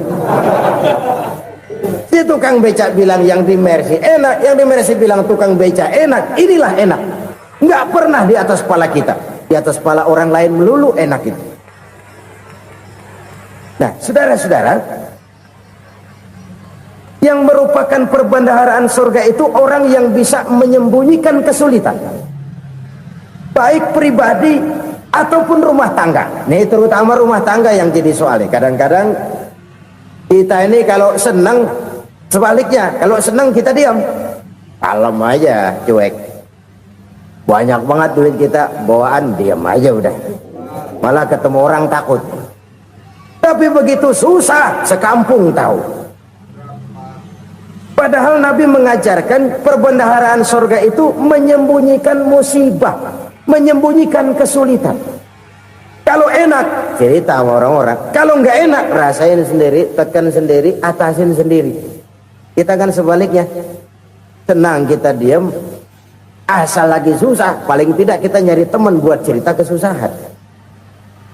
Siapa orangnya yang nggak pernah susah? Cuma soalnya bagaimana kita mengatasi kesusahan itu sendiri. Begitu juga misalnya kalau orang sudah berumah tangga, itu orang tuanya harus menjadi tempat dia cerita yang enak-enak saja. Yang nggak enak rasain berdua, selesaikan berdua, atasin berdua. Jangan dibalik. Asal senang diam, giliran susah saja. Maknya laporan. Terbalik. Bisa menjaga security informasi. Maka nama bayam keluar diam, malah seluitan. Enak amat lo makan daging ayam. Security informasi. Saudara-saudara kaum muslimin rahimakumullah, ujian yang terberat itu yang pernah diberikan kepada para nabi, para rasul, para aulia, para ulama. Makin tinggi keimanan, makin berat bentuk kesulitan. Ayo saya kemukakan satu contoh saja. Ada seorang nabi yang kaya, nabi kaya, namanya Nabi Ayub. Iblis kalau orang begini kan keki, ibadahnya rajin, kaya. Nih yang kayak begini susah digodain. Kalau ibadahnya rajin, miskin, enggali bisa disogok. Sini imannya mantap, ibadahnya rajin, kaya, nabi lagi. Oh, tapi namanya iblis, nggak kurang akal. Laporan, Tuhan, kenapa Les? Ya ini bahasa saya, bahasa Qur'annya sih nggak gitu. Itu hambamu yang namanya Ayub, dia rajin ibadah cuma karena dikasih kaya aja. Coba kasih miskin dia, berhenti dia sembahyang. Ah, kamu bisa aja. Saya tahu Ayub itu hambaku yang ikhlas. Saya buktiin Tuhan, silahkan. Dibuktiin lah, iblis turun ke alam ini. Yang mula-mula dia lakukan, dia rusak sawah ladang Nabi Ayub. Dia binasakan binatang ternak Nabi Ayub. Sehingga dalam waktu singkat, jatuhlah Nabi Ayub dari orang paling kaya jadi orang paling miskin. Beliau masih ibadah di mihrab dalam masjid. Datang iblis. Saudara Ayub, ya, lagi ngapain? Ibadah. Nyembah Allah, nyembah Allah. Oh, percuma. Kenapa? Tuhan yang ente sembah nih, dia udah bikin miskin ente. Sawah ladang ente hancur lebur, binatang ternak binasa. Sekarang ente jadi orang paling miskin. Ngapain nyembah Tuhan kayak begitu? Tekor. Udah berhenti dah ibadah, berhenti ibadah. Ini iblis sama Tuhan laporannya lain, yang dikerjakan kepada Nabi Ayub juga lain. Benar begitu iblis, kata Nabi Ayub. Iya, sawah ladang saya habis, buras. Binatang ternak saya binasa, binasa. Saya miskin, bangpak. Apa jawab Nabi Ayub? Bukan innalillahi, ini hebat. Alhamdulillahillazi a'tani wa akhza minni. Segala puji bagi Allah yang telah memberikan harta kepada saya dan sekarang mengambilnya lagi. Alhamdulillah. Allah yang ngasih, Allah yang ambil. Itu mah urusan Allah. Iblis cuman ibadah jalan terus, sujud lagi Nabi Ayub. Iblis seleher gondok banget. Dasar Nabi nggak mempan dia apa-apain. Miskin malah alhamdulillah. Allah yang ngasih, Allah yang ambil. Jadi kalau kita tidak komit, kita tidak terikat kepada kaya, miskin, senang, susah, apa yang bisa bikin kita susah? Jadikan kekayaan, kemiskinan, jadikan senang, susah sebagai anak buah yang bisa kita atur. Jangan kekayaan ngatur kita, jangan kemiskinan ngatur kita. Kita yang harus mengatur mereka. Senang, susah, kaya, miskin, bahagia, sengsara, jadikan itu anak buah yang bisa kita atur. Kalau sekarang kita kaya, lain saat boleh jadi kita miskin, semiskin-miskinnya. Allah yang ngasih, Allah yang ambil. Tenaga mana yang bisa menghalangi? Ibadah jalan terus. Iblis makin gondok. Dasar Nabi loh. Akhirnya apa? Nabi Ayub dikerjain, diberikan penyakit.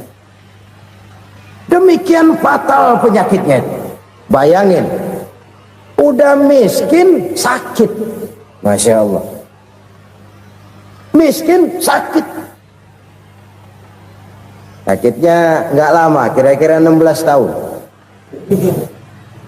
Istrinya 3, 2 mental minta ceraiin. Ngerawatin laki bengek begini. Senang belum tentu, susah udah pasti nih. Cerai aja, cerai dah. Cerai. Tinggal satu Siti Rahmah yang setia menemani beliau.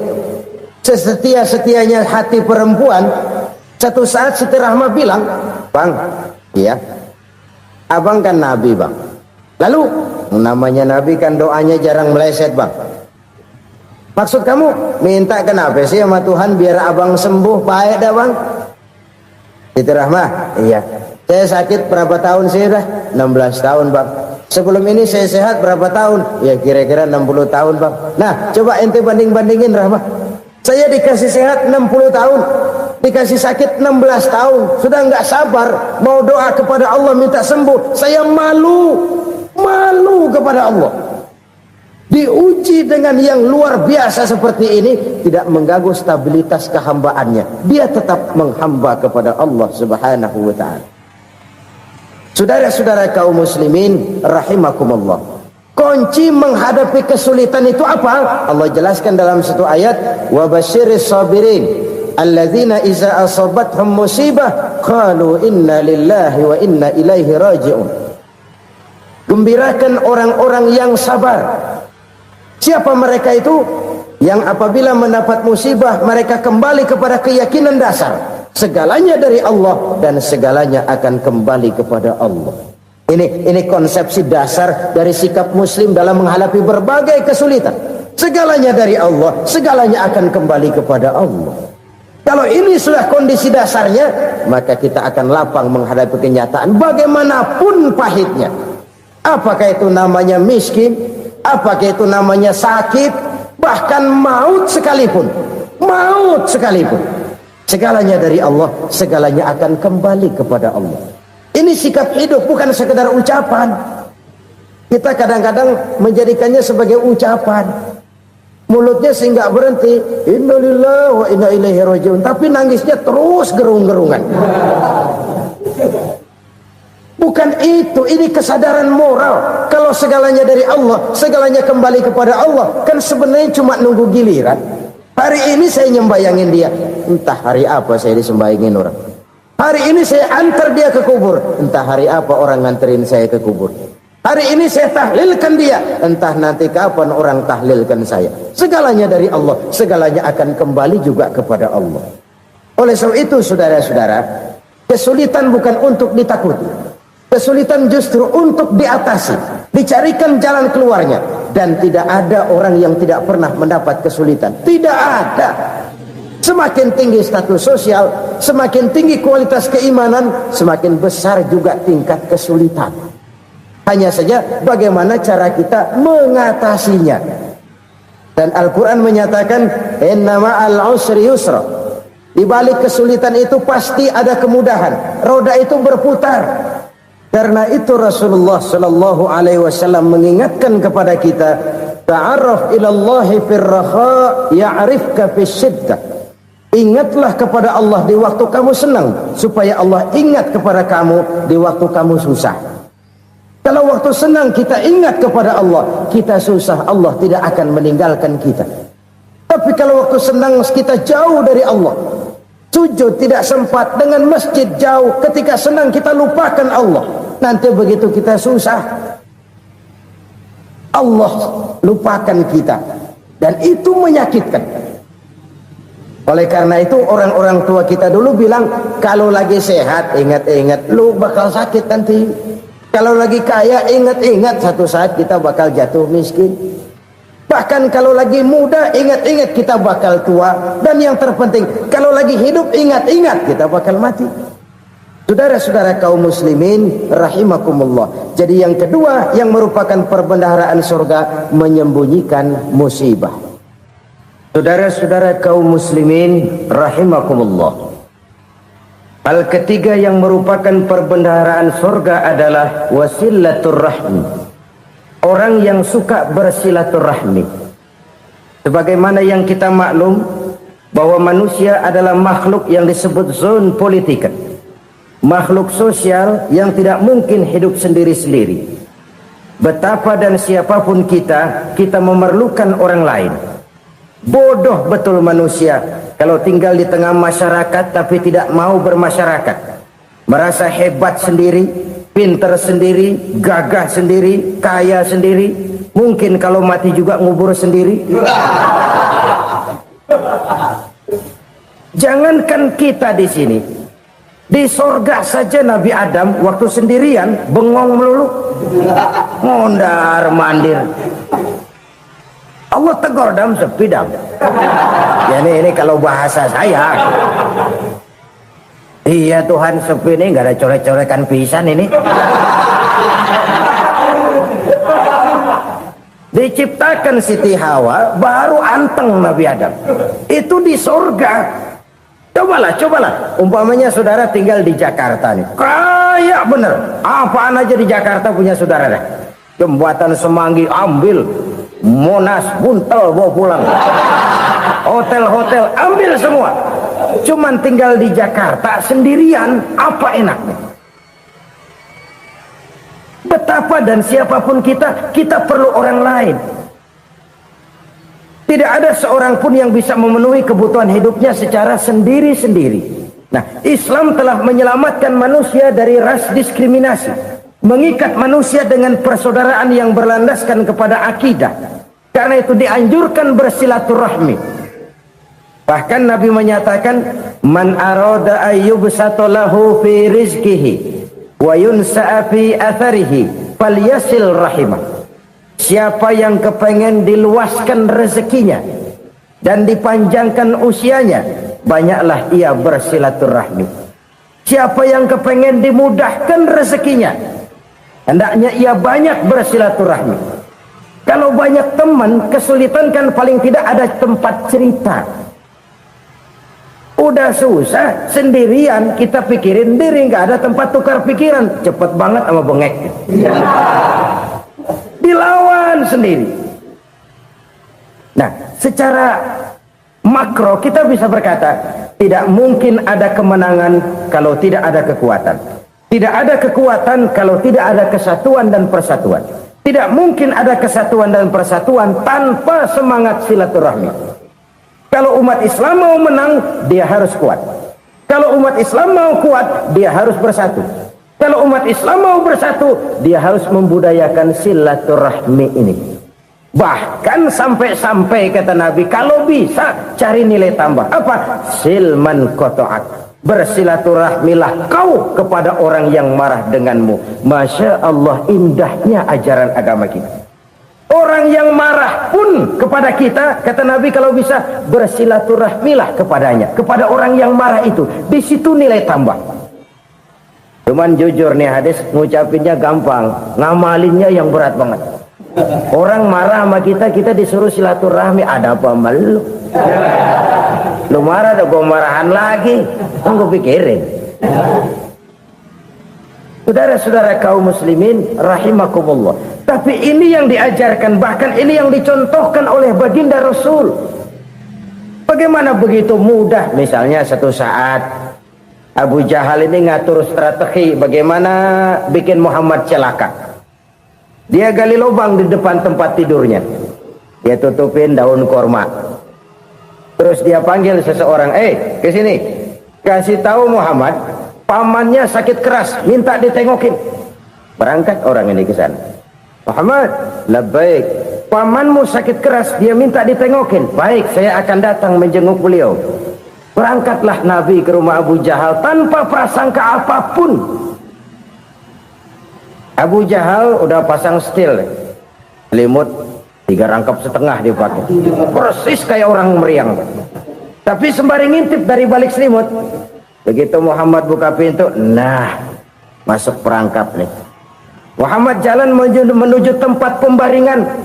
Makin lama makin dekat, makin lama makin dekat, makin dekat ke lubang yang dipasang oleh Abu Jahal itu. Dalam hati Abu Jahal, terus dah jatuh, mampus dah lo ini. Mampus lo hari ini nih. Apa yang terjadi? Malaikat Jibril datang. Muhammad, pamanmu cuma pura-pura sakit. Di depan tempat tidurnya ada lubang perangkap supaya kamu jatuh ke situ. Sudah, kamu pulang. Balik kanan Nabi. Sudah hampir jatuh ke lubang, balik kanan, pulang. Bayangin kecewanya Abu Jahal. Muhammad dikit lagi, Muhammad dikit lagi. Enggak paman, saya pulang aja. Emosi bangun dari tempat tidur, enggak sadar kalau lagi pura-pura sakit. Lompat ngejar Nabi, dia lupa dengan lubang yang dia gali. Usrah, nyemplung sendiri ke dalam lubang.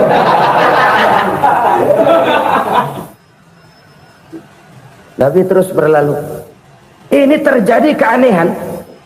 Jatuh ke lubang yang dia gali itu sebenarnya nggak terlalu dalam ya, antara 3-4 meteran lah. Tolong saya jatuh ke lubang ini. Datanglah pelayan-pelayannya itu. Angkat saya dari sini. Oh, yang ngulurin tambang. Satu gulung, belum juga nyampe itu tambah. Kurang, beli lagi ke warung. Sambung, ulur lagi, nggak juga bisa sampai. Wah, ini kerjaan Muhammad ini. Tolong, siapa salah seorang kamu ke rumah Muhammad, kasih tahu encangnya kecebur. Minta ditolongin. Sampaikan kepada Rasul. Kenapa? Pamanmu jatuh ke lubang, Muhammad minta tolong diangkatin. Tambang udah nyambung-nyambung nggak nyampe juga. Ya, nanti saya datang, saya tolong. Coba. Nyata-nyata orang berniat jahat mau mencelakakan dia. Datang dia menolong. Ini yang disebut air tuba dibalas air susu ya ini. Bukan sebaliknya. Air tuba dibalas air susu. Paman, kecebur ya? Iya Muhammad, tolong ini. Pegang tangan saya. Nabi ulurkan tangannya. Nyampe. Dipegang oleh Abu Jahal. Diangkat ke atas. Sampai atas. Apa kata Abu Jahal? Sihirmu memang hebat Muhammad. Udah ditolongin dikata sihir. Enak kita kemplang kan itu orang begitu. Urusan apa? Tapi inilah akhlak. Kalau bisa kamu bersilaturahmilah dengan orang yang marah kepadamu sekalipun. Orang marah kita tetap baik. So, kalau kita berbuat baik sama orang yang memang baik, rasanya sih biasa-biasa aja. Orang baik kita baik lagi, ya draw aja, belum ada nilai tambah di situ. Baru ada nilai tambah kalau kita bisa berbuat baik kepada orang yang nyakitin kita. Itu namanya kita setingkat di atas dia. Dia sakitin kita, kita berbuat baik sama dia. Dia pelit sama kita, kita baik sama dia. Dia marahin kita, kita deketin dia. Di situ kita punya nilai tambah. Jadi siapa yang ingin diluaskan rezekinya kata Nabi dan dipanjangkan umurnya, hendaklah ia banyak-banyak bersilaturahmi.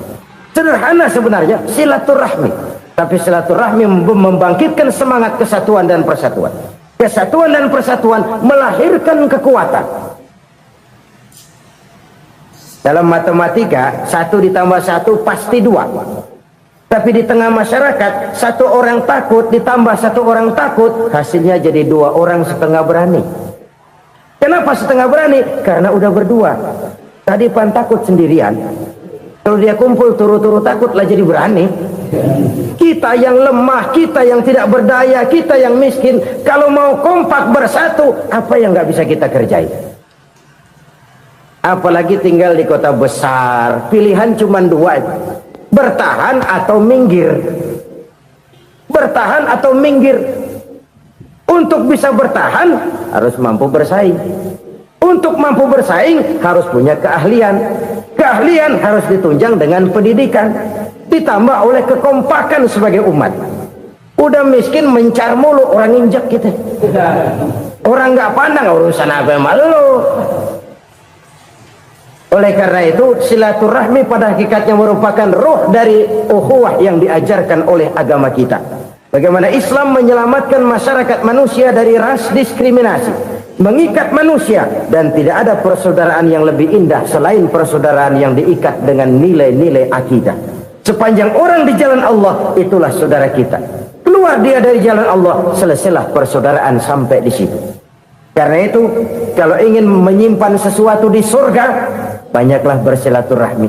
Datang ke rumah ini, datang ke rumah itu, dan lain sebagainya. Itu simpanan kita di akhirat nanti. Ini yang ketiga.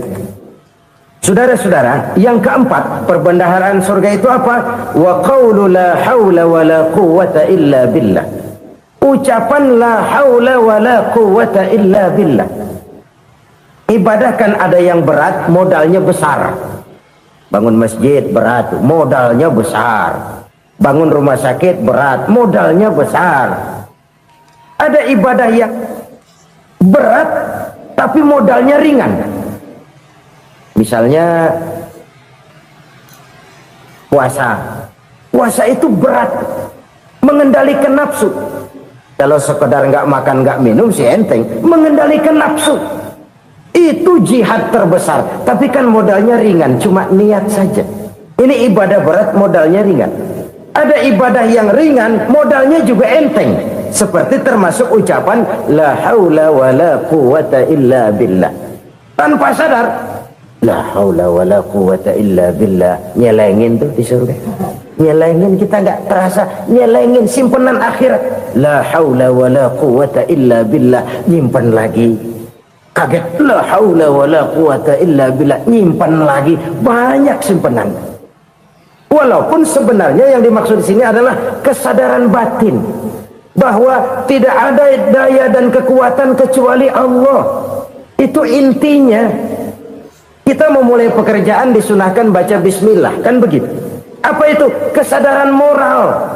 bahwa ini saya bisa kerjakan, saya kerjakan ini dengan menyebut nama Allah. Kenapa? Kalau Allah tidak memberikan daya dan kekuatan, mana mampu saya kerjakan ini, maka saya kerjakan ini dengan menyebut nama Allah. Bismillah. Kesadaran moral. Manusia hanya wajib berusaha, tapi nggak pernah wajib berhasil. Banyak hal-hal yang kalau kita renungkan secara rasio nggak mungkin, tapi jadi kenyataan. La haula wala quwata illa billah. Tidak ada daya dan kekuatan kecuali bagi Allah semata-mata. Kesadaran moral akan kelemahan dan keterbatasan makhluk bernama manusia. Kadang kita kagum dengan otak, tapi kita sering lupa sama yang bikin otak. Padahal bagaimanapun hebatnya otak, yang bikin otak pasti lebih hebat dari otak. Nggak percaya, silahkan otak-otakan. Inilah kecenderungan. Kita kagum dengan pesawat-pesawat mutakhir, bukan main, besi gede banget terbang itu. Alangkah hebatnya. Lalu apa yang bikin otak tidak lebih hebat dari itu semua? Kita puji laut, apa yang bikin laut tidak lebih hebat dari laut itu? La haula wala quwata illa billah. Tidak ada daya dan kekuatan kecuali Allah. Apa yang bisa kita lakukan kalau tidak karena daya dan kemampuan yang diberikan oleh Allah kepada kita?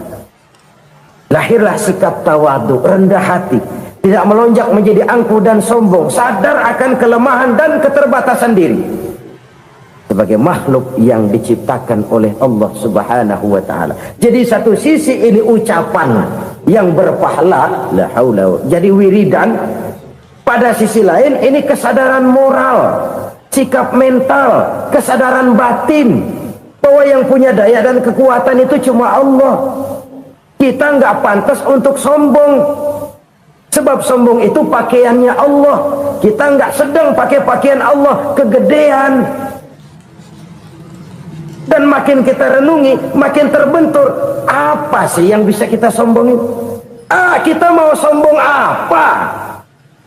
Kaya, pintar, itu kan semua relatif.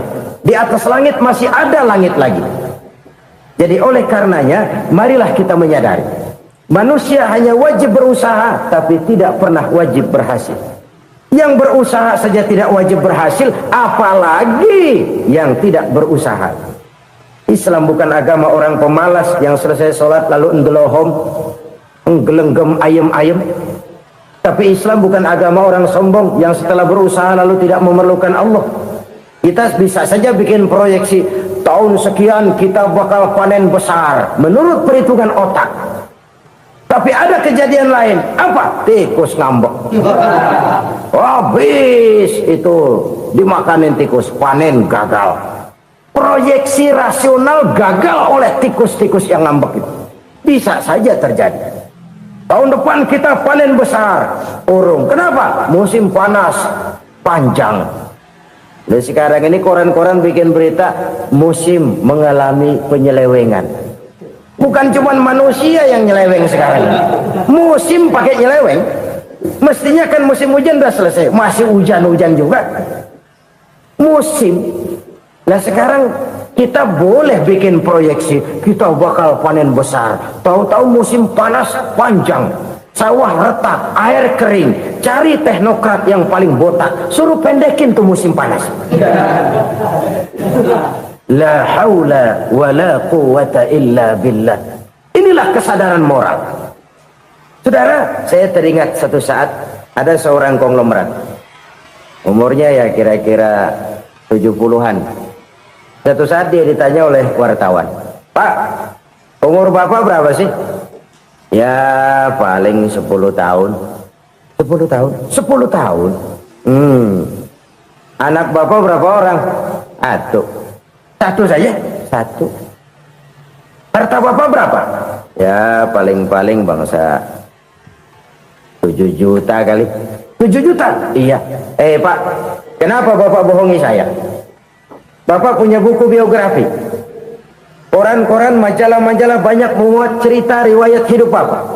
Saya tahu umur Bapak 70. Kenapa bilang cuma 7 tahun? Saya tahu anak Bapak 8. Kenapa cuma bilang 1? Saya tahu harta bapak miliaran, mungkin triliunan, pabrik di mana-mana, bank di mana-mana. Kenapa bilang uang bapak cuma 7 juta? Nah, kata si konglomerat tadi, kamu benar nak, kamu benar. Umur saya kalau jumlahnya memang 70 nak. Cuman ingat-ingat saya, baru 7 tahun terakhir ini saya sujud. Baru 7 tahun terakhir ini saya berusaha dekat dengan Allah. Saya laksanakan perintahnya, saya jauhi larangannya. 7 tahun inilah rasanya yang ada nilainya di hadapan Allah. Yang 63 tahun matong, kelabu, kelem umur gue. Habis untuk maksiat, untuk munkarat. Maka ketika ditanya tadi, umur saya 7 tahun itu. Oh begitu Pak. Oh iya. Lalu anak Pak, anak bapak kan 8. Kenapa bilang cuma 1? Nah, kalau jumlah hitungannya memang anak saya 8. Tapi dari 8 orang ini rasanya cuma 1 nih yang bakal jadi buah hati, belahan jantung, pelanjut cerita, penerus sejarah, bakal jadi anak soleh yang akan mendoakan saya. Cuman 1 rasanya anak saya ini yang bakal jadi buah hati saya, besar-besaran saya, yang akan mendoakan di kubur saya, yang akan mendoakan di akhirat saya. Yang 7 orang mana, masya Allah, yang 1 tenggeng, yang 1 nyekek botol mulu, yang 1 nggak karu-karuan. Makanya saya bilang 1 anak saya yang akan bisa mendoakan saya. Oh begitu Pak. Iya. Nah, harta Pak, harta bapak kan triliunan, pabrik bapak di mana-mana, uang bapak hampir di tiap bank-bank besar. Kenapa bilang cuma 7 juta? Betul kau nak. Harta saya kalau jumlahnya memang miliaran, triliunan mungkin. Tapi yang saya ingat baru 7 juta tuh yang saya belanjakan di jalan Allah. Saya nyumbang masjid, saya santuni yatim piatu, saya bantu pembangunan pesantren, saya bantu pembangunan rumah sakit Islam. Itu yang akan saya bawa pulang ke akhirat, yang 7 juta itu. Yang triliunan itu nanti akan diperebutkan oleh anak-anak saya sebagai waris saya. Jadi harta saya 7 juta itu yang bakal nemenin saya di akhirat, yang akan saya bawa pulang jadi teman saya. Saudara-saudara kaum muslimin, jangan-jangan orang tua itu adalah kita-kita ini. Jangan-jangan kita-kita ini adalah orang tua itu. Jangan-jangan itu potret dari diri kita masing-masing. Dari sekian umur yang diberikan Allah, berapa tahun yang ada nilainya di hadapan Allah? Dari sekian anak-anak yang merupakan amanah, berapa yang akan mendoakan kita sebagai orang tuanya menjadi anak soleh? Dari sekian banyak harta yang diberikan Allah, berapa yang akan kita bawa pulang menghadapnya nanti, yang kita belanjakan di jalan Allah? Ini sebuah potret kehidupan. Karena itu kita kembali kepada la haula wa la quwwata illa billah. Kita wajib berusaha, kita wajib berikhtiar. Selebihnya segala daya dan kekuatan hanya milik Allah saja semata-mata. Satu kesadaran batin dari setiap pribadi muslim. Setelah ia berusaha dan berikhtiar, ia menyerahkannya kepada Allah Subhanahu wa ta'ala.